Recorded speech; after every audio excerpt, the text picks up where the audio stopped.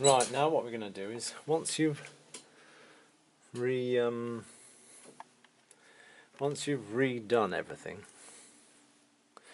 you can put it back on the piano and make sure it all works. There's no point in redoing the whole lot to find out that you've made a mistake. So you put it in position, screw it back on with that screw there, and you put some keys in, and then you can test it to make sure you've set it all up properly, and you test it by pressing it. You can see it works perfectly. What you should have, when you've adjusted everything, you should have a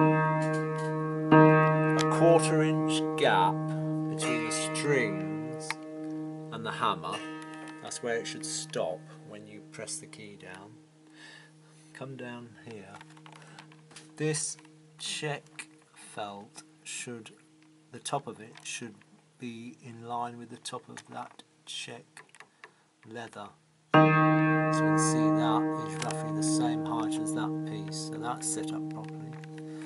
This whipping here should come away from the leather and leave a slight gap when you pressed it, which it does. And when you let go, the whipping should immediately flap back into position.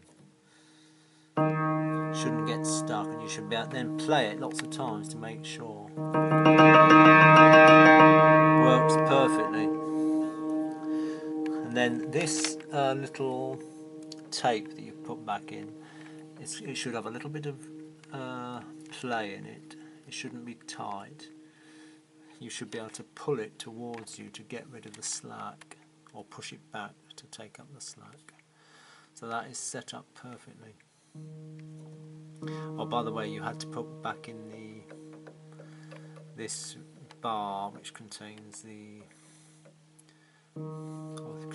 let-off buttons to make so you could adjust it. And you adjust this here to make sure that it touches this bottom piece without any play here. If you find when you've put this hammer back in it's away from the rest rail, then you adjust these screws down here.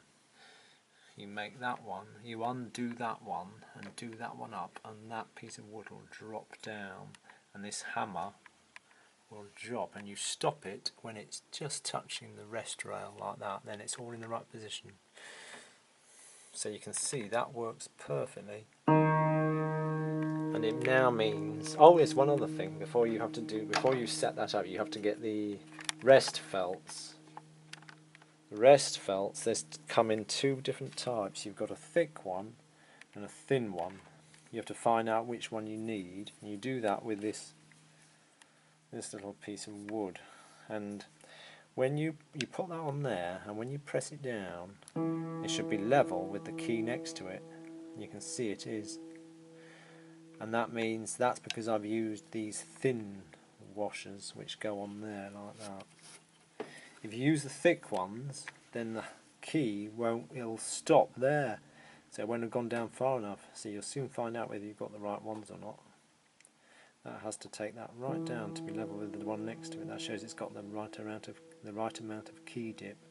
And the same thing goes for the rail, the balance rail. These come in two different thicknesses, a thick one and a thin one, and I've put on the thick ones and like that, and I found that gives the right amount of key dip. If you found you still weren't getting enough key dip even with a thin front washer, you'd use the thin ones, you'd put the thick ones on. That would give you an extra bit of dip. So there you are. You can now find out this piano needs the thin front rail washers and the thick balance rail washers to set up perfectly. So you can now carry on and do the rest of the piano.